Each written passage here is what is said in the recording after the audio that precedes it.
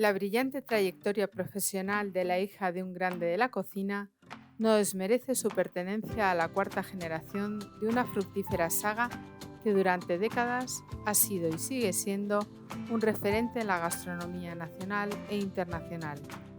Se incorporó al restaurante familiar tras formarse en las mejores y más grandes cocinas de Europa y España y ha cosechado numerosos premios y reconocimientos a su carrera, tales como el premio Chef de l'Avenir de la Academia Internacional de Gastronomía en 2001, el Premio Nacional de Gastronomía en 2010 y nada menos que el prestigioso premio a la mejor chef femenina del mundo Veuve Clicquot en 2012. En Personas que Suman, hoy nos acompaña Elena Arzac.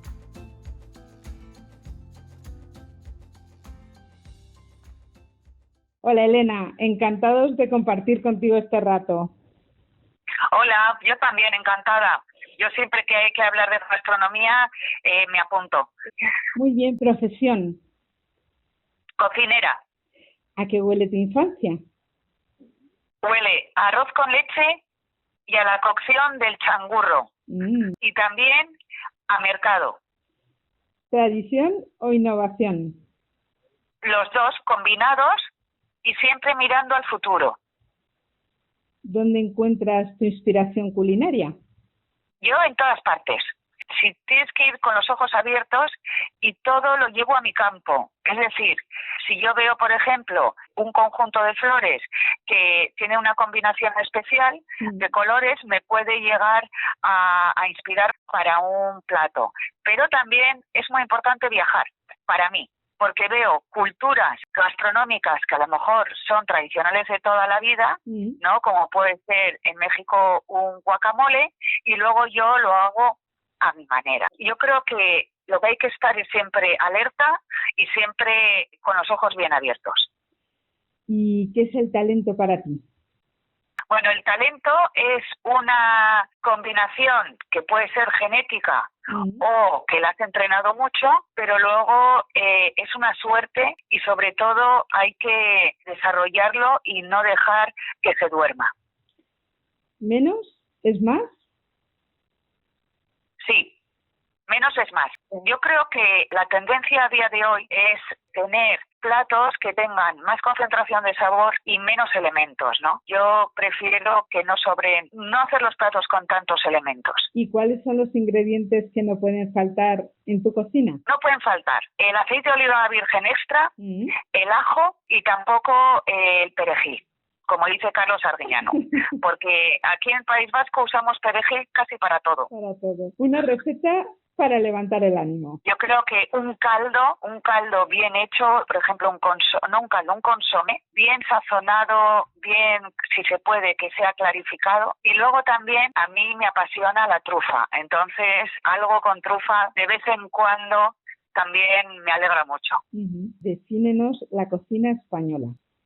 La cocina española es un mosaico de cocinas, como decía mi padre, y yo le he robado la expresión, pero es muy plural y es terriblemente sabrosa. Una buena definición.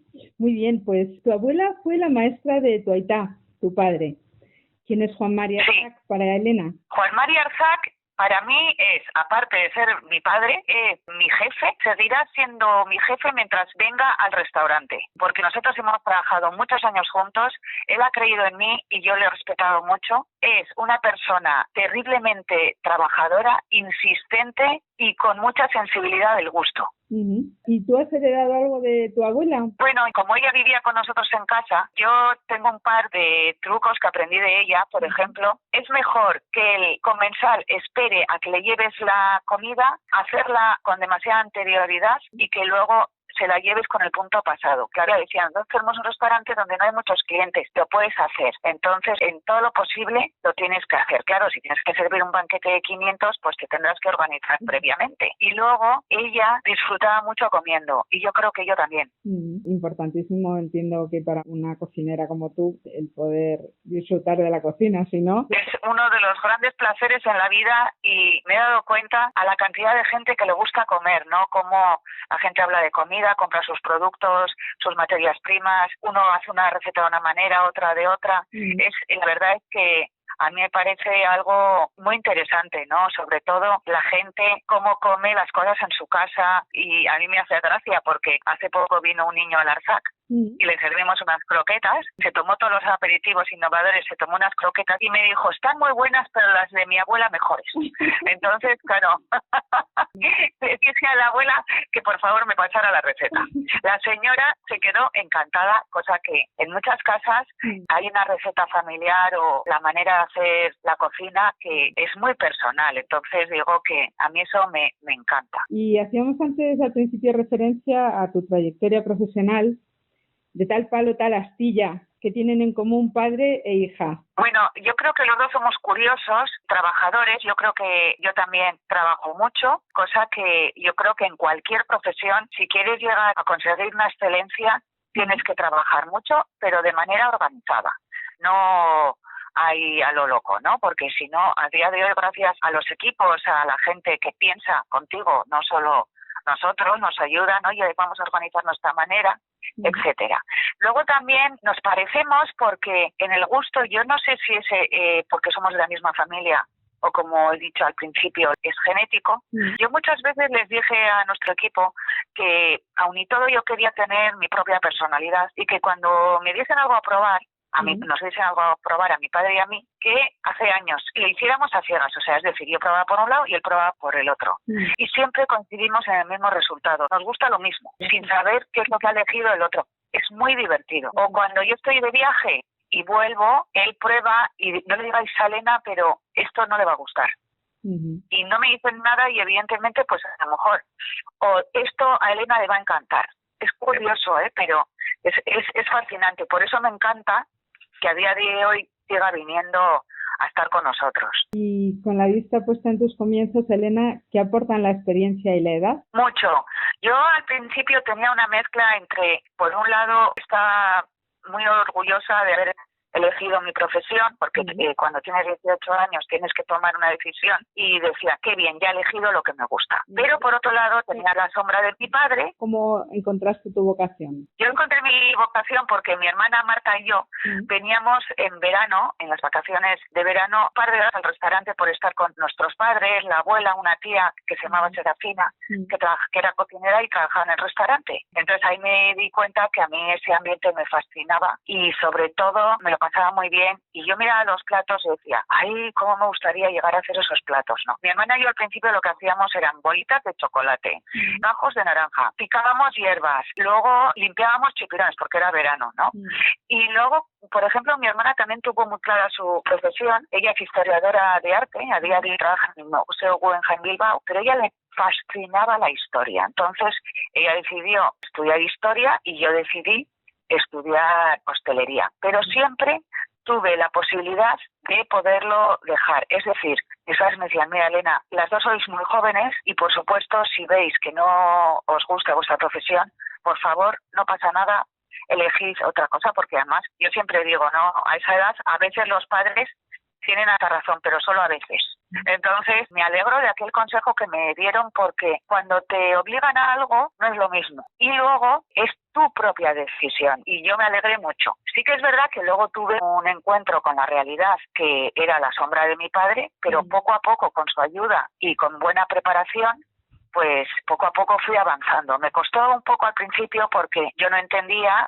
No, por un lado sí lo entendía, que la gente me comparara, ¿no? Pero por otro lado, y además era lógico, porque eso es universal, ¿no? Los hijos de es un poco complicado, pero luego mi padre me decía, mira Elena, si tú eres trabajadora, eres constante y haces resultados, la gente te aceptará. Y a día de hoy yo me siento muy aceptada y muy contenta con el respeto de los comensales y del público. Y con respecto a lo que empezabas a comentar antes de la experiencia y la edad. Sí, bueno, eso hace mucho, ¿no? Porque yo me acuerdo que en otra década, por ejemplo, yo me daba como pánico discutir a un cliente, ¿no? Porque yo venía de la educación suiza y francesa, y no solo suiza y francesa, sino de mi casa, donde el cliente es el cliente y el cliente es muy importante, ¿no? Pero con la edad vas cogiendo más autoconfianza y a día de hoy puedo explicar si alguien deja algo y no le gusta, puedo debatir con la persona y o hacerle entrar en razón o no, porque a lo mejor ese comensal tiene razón. Entonces, bueno, pues puedo conversar, puedo defender nuestra versión o incluso reconocer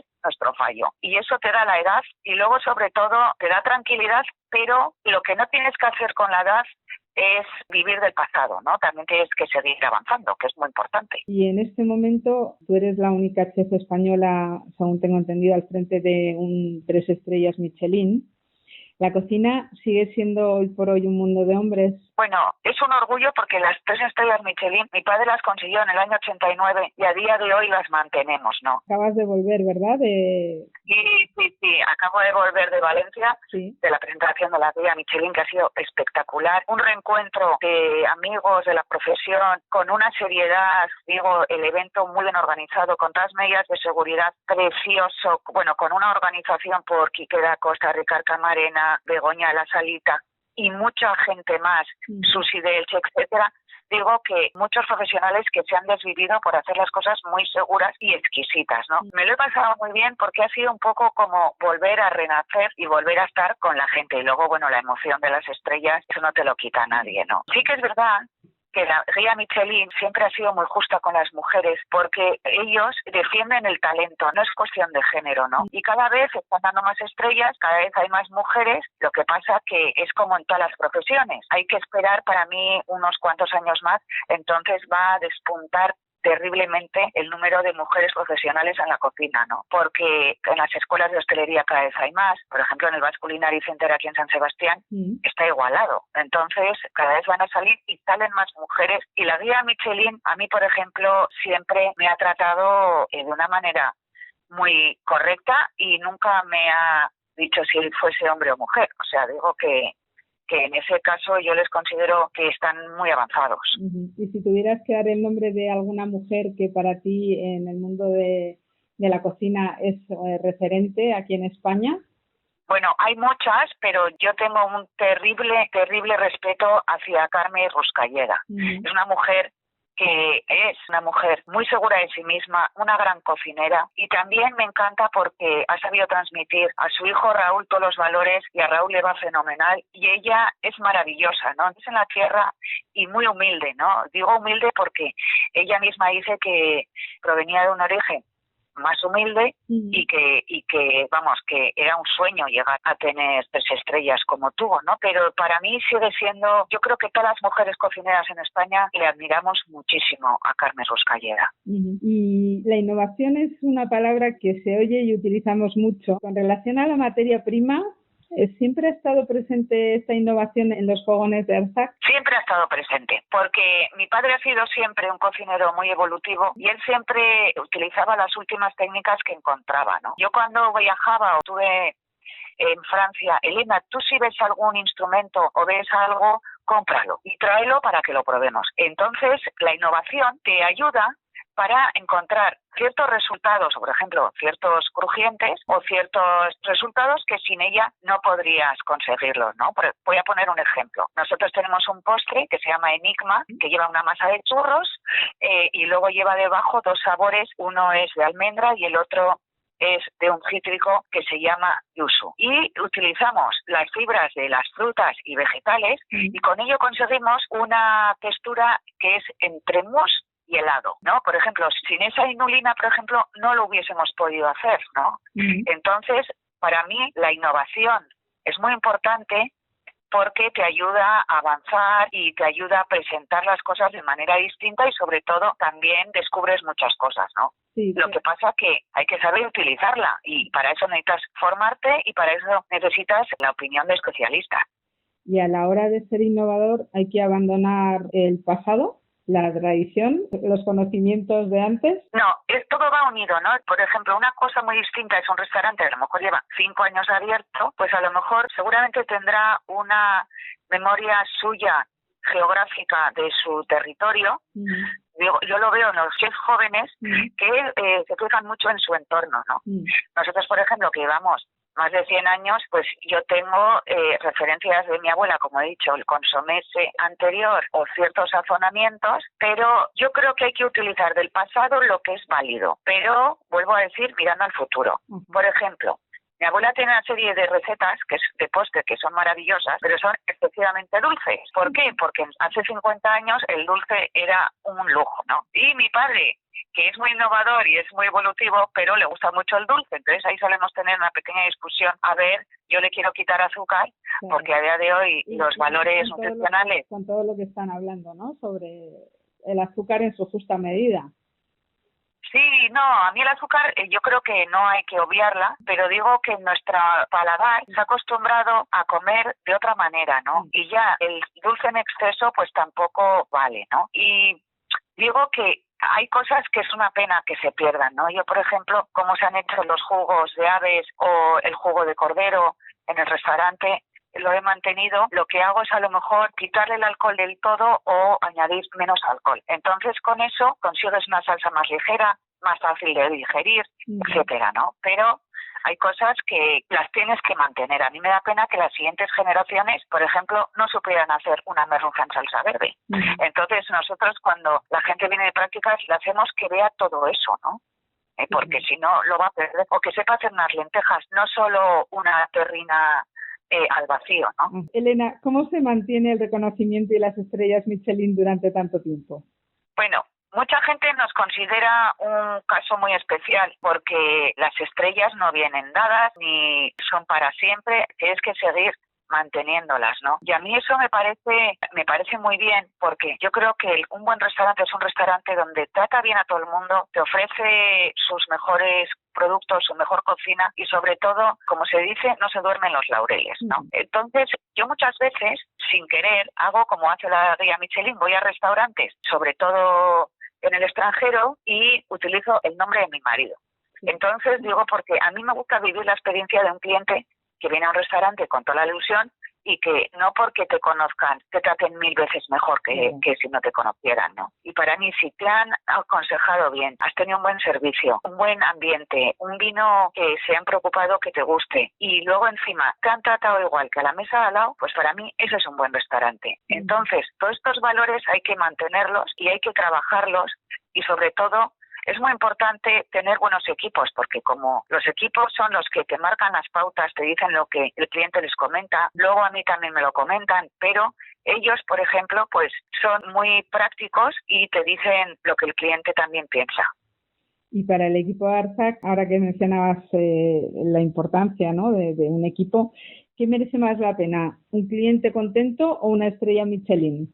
A ver, yo creo que una cosa conlleva la otra, ¿no? Digo que, por supuesto, la Michelin piensa como nosotros que el cliente es lo más importante, ¿no? Pero digo que las estrellas Michelin son para nosotros un gran honor. Por ejemplo, mi padre y yo, ayer hablando yo con él desde Valencia y todo el equipo, todos emocionados, es un gran orgullo y sobre todo te activa una zona y un turismo gastronómico. Aquí, por ejemplo, con la concentración que hay de estrellas Michelin en San Sebastián, digo San Sebastián porque es mi ciudad, digo es increíble cómo mueve a la gente. O sea, digo que genera un turismo gastronómico muy fuerte. Sí, que además con el paso de los últimos años y cómo ha ido creciendo la gastronomía española en importancia, efectivamente veis que cada vez más la gente entiende un poquito mejor lo que es la gastronomía y el sentido que tiene. La gente, bueno, yo creo que la gente lo que quiere primero es variedad, ¿no? Pero siempre calidad, o sea, aquí, por ejemplo, puedes ir a un bar de pinchos donde puedes comer muy bien, luego también puedes ir a un restaurante de corte más tradicional donde también puedes comer muy bien y luego está nuestro tipo de restaurantes que son los gastronómicos donde la gente quiere vivir una experiencia, celebrar algo o es lo que se llama un gastrónomo en potencia, ¿no? Entonces, yo creo que tiene que haber espacio para todos y sobre todo que se distingan bien, ¿no? Y la misma persona que puede venir a hacer un tour gastronómico, puede venir aquí, puede ir donde Martín Berasategui, Aquelarre, Mugaritz o Zuberoa, etcétera, etcétera, o el Amelia, que le acaban de dar 2 estrellas, también va a querer combinar con un tour de pinchos, ¿no? Entonces digo que todos podemos convivir, pero a mí lo que sí me parece bien es que se distinga porque la gente, así para que sepa exactamente dónde va. Y tengo entendido que además del restaurante habéis emprendido otros proyectos. Me gustaría preguntarte por vuestro laboratorio.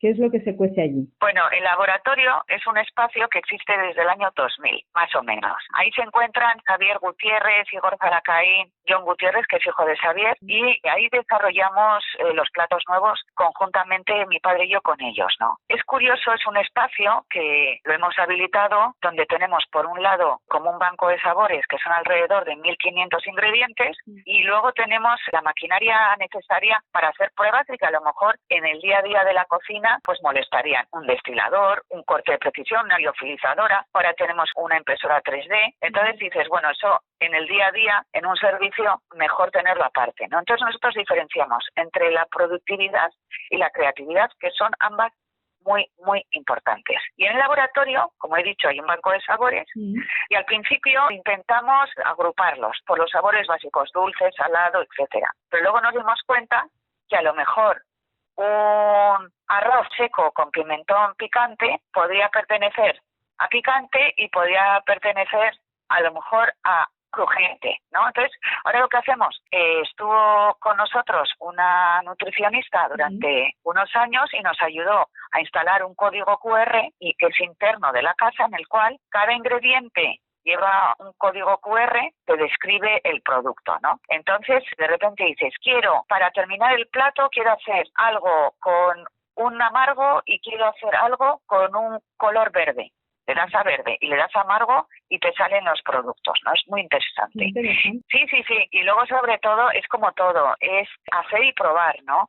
Hacer y probar. No puedes hacer una aceituna que huele, una aceituna que le hagas volar, pero luego sí, a lo mejor, pues dices, quiero hacer un helado de aguacate. Entonces, en el laboratorio, que son muy creativos, te hacen 3 o 4 versiones, uno con limón, otro con tal, otro con frambuesa, y mi padre y yo lo probamos y damos esto bueno. Pero también estamos abiertos a sugerencias, ¿no?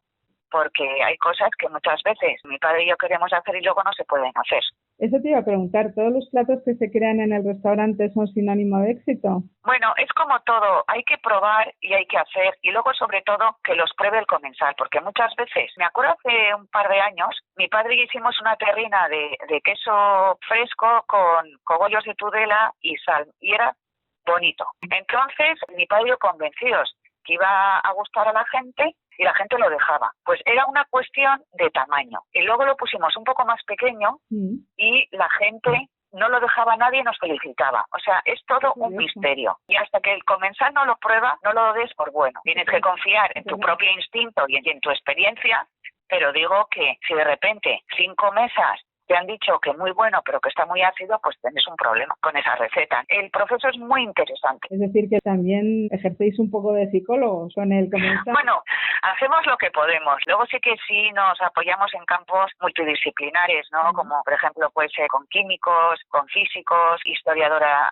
como mi hermana, que es nuestra asesora en temas de arte y gastronomía, luego también el Basque Culinary Center, etcétera, una serie de entidades muy importantes que hacen, sobre todo con el tema de la tecnología de los pescados, etcétera, etcétera, incluso con el acuario, que les pides ayuda para saber algo sobre una especie de pescado del mar y luego también hasta con tu propio proveedor, es decir, el proveedor también te va a enseñar mucho sobre sus productos, entonces es muy divertido y no te aburres, claro, no te aburres y de repente van saliendo cosas que no te esperabas, ¿no? Pero claro, si todo lo que haces fuese fallido, pues entonces es que no vas por buen camino o no eres buen chef, eso también. Claro, y los fallidos, antes hablabas de esa terrina que reconvertisteis, ¿se vuelve a empezar de cero o se parte de la misma base? A veces se parte de la misma base, pero ya cuando la misma base no ha servido, ya es que no sirve. Pero luego puede pasar que a lo mejor en un plato, como puede ser un pescado, como hicimos hace poco con un ñame, el ñame es un tubérculo de origen africano, que es muy crujiente, es parecido a la yuca, nos quedaba muy amargo. Entonces lo aparcamos y luego lo volvimos a utilizar y lo que hicimos fue blanquearlo en agua, primero en agua fría y luego en agua caliente y le quitamos el amargor. Entonces ahí sí acertamos. O sea, lo que tienes que hacer es pruebas, pero tampoco volverte loco y parar toda la producción. Yo me acuerdo también una vez, yo quise hacer una yema inyectada con azúcar y no fui capaz. Y no fuimos capaces. Y luego alguien lo sacó 3 meses después y dijimos, mira, qué bien, me alegro por él, porque nosotros no hemos podido. Pero digo que todos nos ocurre un poco lo mismo los que tenemos una cocina creativa, ¿no? Y además muchas veces pues los congresos gastronómicos son muy importantes para ver qué hacen los demás, ¿no? Que a lo mejor te pueden ayudar en una pequeña técnica. No se trata de copiar, porque copiar primero no es algo digno de tu profesión y luego segundo, que me parece muy triste. Tú te puedes influenciar en una técnica, ¿no? Que yo creo que también está muy bien, sí. Y hay gente que hace cosas muy interesantes. Estabas comentando precisamente ese compartir el conocimiento, que es algo que en este momento está muy presente en el mundo de los negocios. Y el otro proyecto en el que estáis metidos es Arzac Instruction. Cuéntanos un poquito sobre qué va. Sí, Arzac Instruction es una pequeña empresa paralela que creamos Xavier Gutiérrez del Laboratorio y Gorza Lacaín, también Miquel Sorazu, que es el que más se mueve, mi padre y yo. Entonces hemos hecho algún asesoramiento, algunos ya terminaron, otros son secretos porque a lo mejor solo quieren un ligero asesoramiento pero muy suave, otros a lo mejor quieren algo solo muy temporal. Entonces, bueno, pues asesoramos o somos capaces de ayudar a alguien desde un establecimiento en marcha o a darle un ligero toque distinto a su empresa. Y la verdad es que también es otra variante, no es fácil porque asesorar muchas veces lo primero que tienes que entender es qué es lo que quiere la persona y qué es lo que tú le puedes ofrecer, pero a mí también esa parte me gusta. Cuando yo no puedo viajar tanto porque tengo que estar mucho en el restaurante, pero cuando se tercia y puedo ir, voy encantada. ¿Y piensas que esa colaboración entre colegas y, bueno, ese intercambio de conocimiento cada vez es mayor? Porque digamos que históricamente siempre los cocineros guardaban con mucho celo sus recetas o sus formas de hacer. Actualmente, ¿cómo ves esto? ¿Qué presente ese recelo o por lo contrario hay más apertura? No, mi padre fue muy pionero, por ejemplo, con Pedro Subijana y otra serie de chefs de la nueva cocina vasca, y la gente cuando venía al restaurante daba todas las recetas, porque eso, a ver, yo nunca voy a conseguir hacer un plato, una fabada asturiana al igual que un asturiano, o sea, por mucho que me empeñe, ¿no? O la asturiana, que ha hecho las guisanderas, que han hecho miles y miles de fabadas, ¿no? Digo, por poner con todo mi respeto. Entonces, yo pienso, y además, por ejemplo, en el tema de la creatividad. Yo estuve haciendo prácticas en el Bulli, me solían de vez en cuando invitar a que me pusiese al día y tal y cual, y tanto Ferran, Albert y su equipo me dejaban apuntar absolutamente todo. Ya se ha apuntado bien. Y en Francia, por ejemplo, también me daban todas las recetas. Yo creo que es algo que la gente ya no tiene tanto recelo. Además, todo está en Internet, hay un montón de libros, hay un montón de publicaciones, y que me parece muy interesante porque a mí el otro día un cliente me habló de un restaurante, la persona de Nueva Zelanda, que vivía en Europa, y fui corriendo a Internet a mirar qué hacía ese señor. Y la verdad es que era un chef y estaban todas las recetas colgadas. O sea, muy bien. A día de hoy tenemos la suerte de poder ver cosas, pero necesitas la información, que alguien te dé una pauta.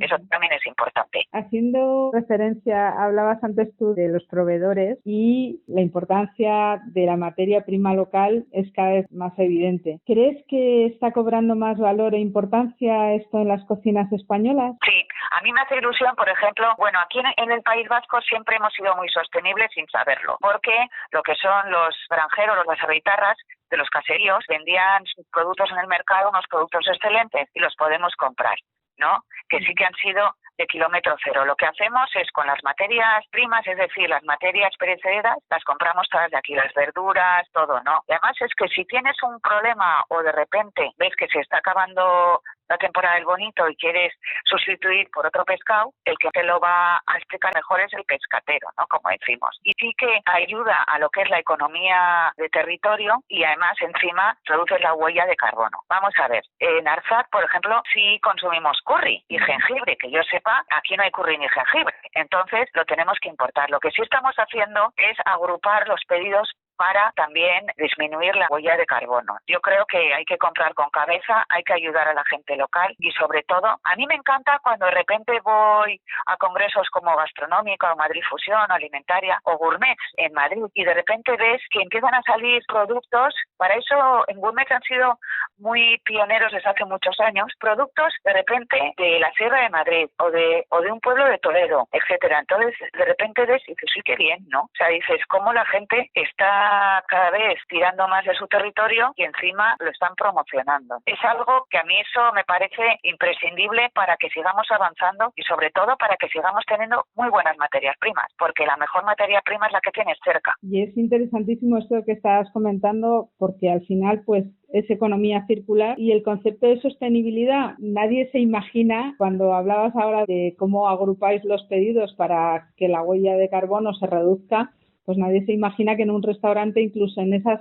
cosas se le da una vuelta, ¿no? Para que haya un impacto positivo en el medio ambiente. Sí, nosotros reciclamos muchas cosas, tanto el Ayuntamiento de San Sebastián hace años nos facilitó más containers porque un restaurante genera mucho residuo y les pedimos por favor que nos ayudaran y que nos asesoraran. Entonces nos pusieron más containers, incluso de comida biológica, también de aceite, y luego nos dieron unas pautas porque muchas veces la gente no recicla bien. Luego también lo que hacemos es minimizar lo que es el consumo eléctrico con LEDs, etcétera. Luego también lo que se hace es cero desperdicio. Eso es importantísimo, primero por moral y segundo porque no puede ser desperdiciar. A ver, no se trata de ahorrar, se trata ya de una postura, una conciencia ética, y la verdad es que lo pasamos muy bien con eso, porque yo al principio decía, ¿y esto dónde tenemos que tirar? Mi padre, que era como ya he dicho varias veces en la entrevista, yo me acuerdo hace 30 años venía una persona de un caserío y se llevaba lo que era la comida biológica, los residuos biológicos, ¿no? Y luego también venía una persona y se llevaba el aceite usado para hacer velas.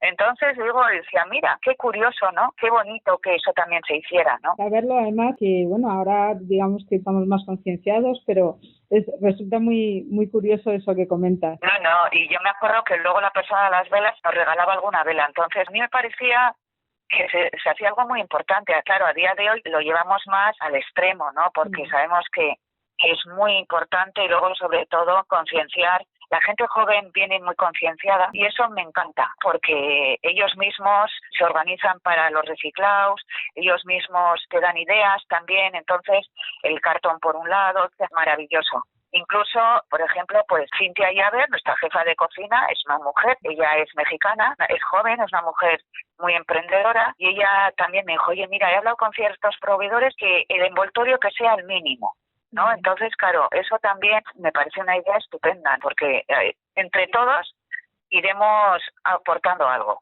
pienso, entre todos. Y con relación al proyecto de ley que se ha aprobado recientemente de la Ley de Prevención de las Pérdidas de Desperdicio Alimentario, ¿vosotros hacéis cocina de aprovechamiento, Elena? Nosotros lo que hacemos, primero, bueno, a mí todo lo que se haga en torno a no desperdiciar alimentos me parece muy bien. Nosotros tenemos un circuito interno que sí que es verdad que como también somos mucho personal comiendo, en los cuales incluyo a mis padres, a mi hermana, a mi marido, a mis hijos y a mí, todo se utiliza, todo fresco se utiliza, ¿no? Entonces se puede volver a reutilizar. Y yo creo que la gente lo hace bastante y además es que es una pena. Entonces, bueno, a mí todo lo que se haga en torno a ello me parece muy correcto, lo que habrá que ajustar.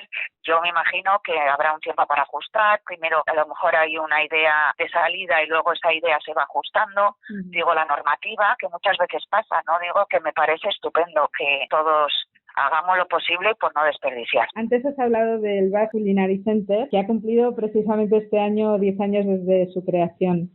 ¿Cómo has visto en estos 10 años su evolución? Yo tengo la suerte de poder formar parte, soy patrona del Basque Culinary Center, al igual que mi padre, y somos consejeros. Yo muchas veces cuando me piden mi opinión se la doy, a veces doy masterclass de creatividad, etcétera. Ellos están muy contentos porque han tomado una línea que es la actual, que es una línea donde tienen muy en cuenta todo el tema informático, todo el tema online, están muy abiertos a startups y luego sobre todo la cantidad de alumnos con salidas distintas que tienen, ¿no? Yo creo que a lo mejor ellos se imaginaban que iban a, no lo sé, tener otro tipo de perfil, pues a lo mejor más directo en la cocina o más directo en la sala, pero sí que es verdad que salen chicos que están en la industria alimentaria, chicos y chicas en la industria alimentaria o organizando eventos, etcétera. Eso me encanta porque la hostelería y la gastronomía no solo engloba un restaurante, sino engloba muchos otros sectores. Y lo están haciendo muy, muy bien. Tuvo una celebración preciosa.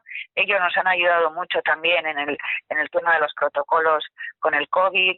Ellos han estado muy pendientes de nuestra ayuda, de toda la ayuda de todos. Y luego, sobre todo, tienen muy en cuenta la opinión de los chefs, ¿no? Que nos hacen, yo siempre digo, mucho caso y sobre todo a nosotros nos aportan también mucha innovación. ¿Y consideras que era necesario un centro universitario para esa formación gastronómica frente a las escuelas de hostelería tradicionales? Considero que en torno a la educación, lo que es interesante también en cocina, que haya un abanico posible de distintas opciones, ¿no? Y además ellos mismos lo dicen. Hay alguien que a lo mejor quiere o puede estudiar a nivel universitario, hay alguien que a lo mejor quiere hacer una escuela de 2 años, o tiene que haber, en mi opinión, desde formaciones profesionales, desde escuelas privadas, desde escuelas semipúblicas, públicas. Luego también la universidad, pues como el Basque Culinary Center, pues para nosotros fue una alegría porque otros sitios lo tenían y nosotros no. Entonces, yo creo que el estudiante pueda elegir a día de hoy o tenga la posibilidad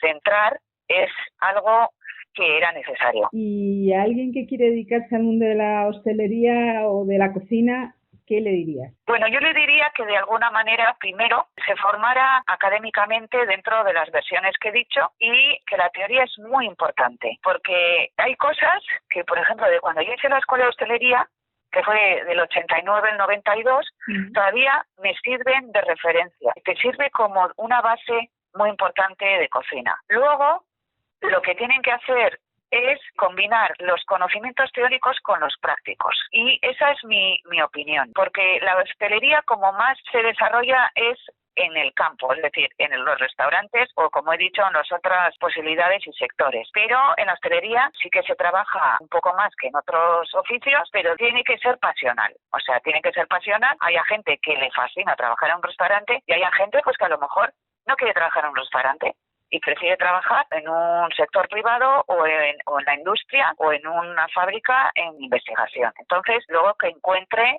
lo que es su salida, lo que realmente le gustaría hacer. Ya llegando casi al final de la entrevista, Elena, vuestro restaurante, como tantos otros, se cerró por la pandemia. ¿Cuáles son tus impresiones tras la reapertura, que ya lleváis unos meses? La reapertura, el día que volvimos a abrir, fue muy emocionante porque no llevábamos 6 meses cerrados. Entonces, volver a hacer restaurante, que era para lo que todos estamos preparados, fue algo maravilloso. Y sigo diciendo que menos mal que se han podido reabrir los restaurantes porque primero a nivel económico ha sido muy duro, ha sido un golpe tremendo para la hostelería en España y luego a nivel emocional también todos hemos sufrido mucho, desde nosotros hasta los equipos.